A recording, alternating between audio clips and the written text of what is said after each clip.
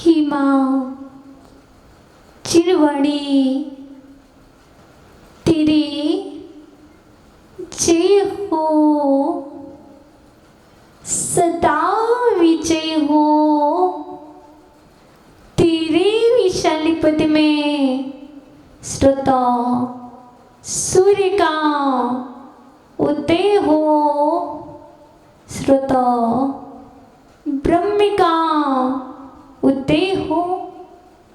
प्रिय आत्मा, आज हम और आप समय सारी की अविरल धारा में बढ़ते हुए कर्ता कर्म अधिकार के माध्यम से 104 नंबर की कारिका में अवगाहन करेंगे, जिस कारिका में आचार्य भगवान कुंद स्वामी कह रहे हैं, इस कारण आत्मा निश्चय से पुद्गल कर्मों का अकर्ता है। इस कारण यह आत्मा निश्चय से पुद्गल कर्मों का अकर्ता है। अभी हम और आप कह रहे थे मैं करता हूं, लेकिन यहाँ पर आचार्य कह रहे हैं निश्चय से तो आत्मा अकर्ता ही है। आप कितना भी कह दो, कितना भी कह दो मैंने शास्त्र बनाया, किसी ने कहा मैंने शास्त्र बनाया, आचार्य भगवान कहते हैं इस शास्त्र को बनाने की सामग्री जो पुद्गल द्रव्य है, यदि वह उपस्थित ना होता तो क्या आप शास्त्र बना सकते थे? आप कहते हो मैंने वचन कहे, मैंने शब्द कहे, शब्द अनादि से है। सिद्धो वर्ण समामनाया, वर्णों की आमनाएं अनादि से है। किसी ने शब्दों को नहीं बनाया। यदि आप शब्दों को बनाने वाले होते तो शास्त्र बन जाता।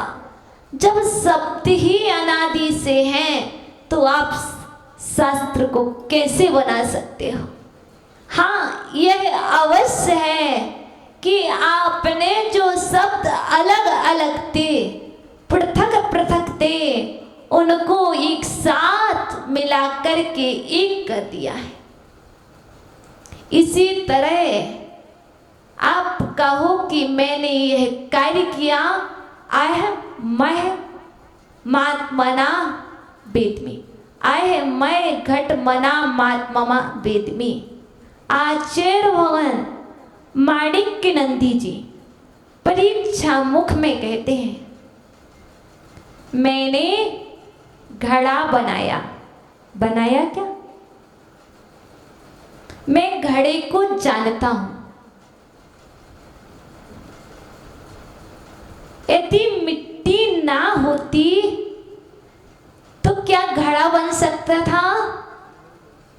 क्या मिट्टी अकेली घड़ा बन सकती थी? वो संजय भी करे बन जाती, नहीं बन सकती।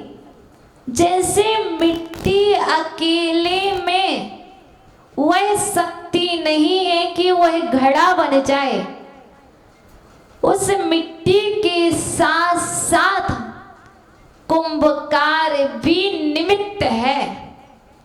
मिट्टी में उपादान शक्ति है घड़ी बनने की,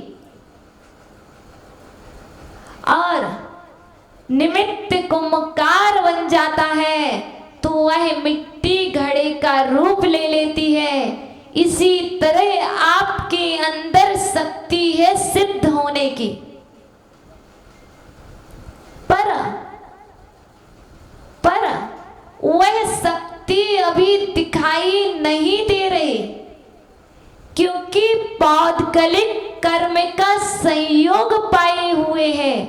जब तक ये संयोग रहेगा तब तक आप अपने अंदर में छुपी हुई शक्ति को प्रकट नहीं कर सकते हो। जिस दिन आप इसको पृथक पृथक कर दोगे, किसको?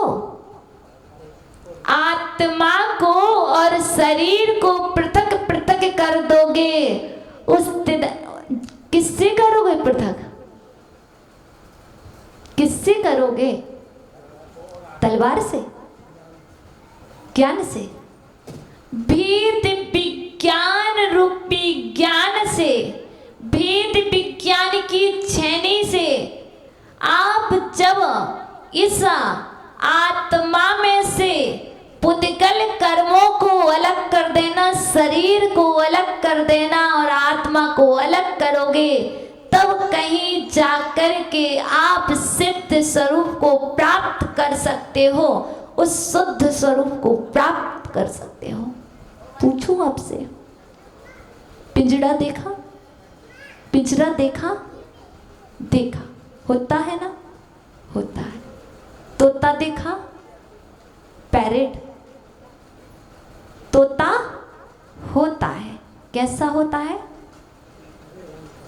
हरे रंग का, वो कह रही ग्रीन रंग का।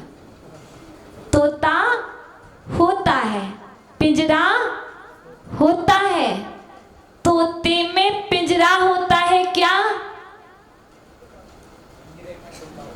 पिंजरे में तोता होता है। तोता भी होता है, पिंजरा भी होता है, लेकिन पिंजरे में तोता होता है, तोता पिंजरा नहीं होता। इसी तरह आत्मा रूपी तोता इस शरीर रूपी पिंजरे में है। आत्मा रूपी तोता इस शरीर रूपी पिंजरे में है, लेकिन पिंजरा क्या आत्मा रूपी तोते में है? नहीं है।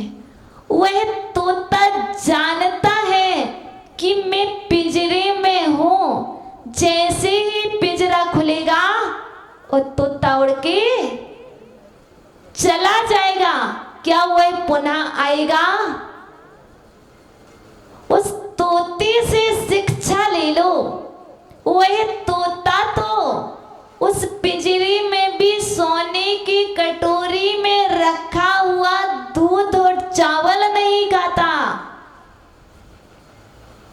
और आप और हम उस तोते से शिक्षा ले लो। जैसे ही पिंजरा खुला तोता उड़ जाएगा।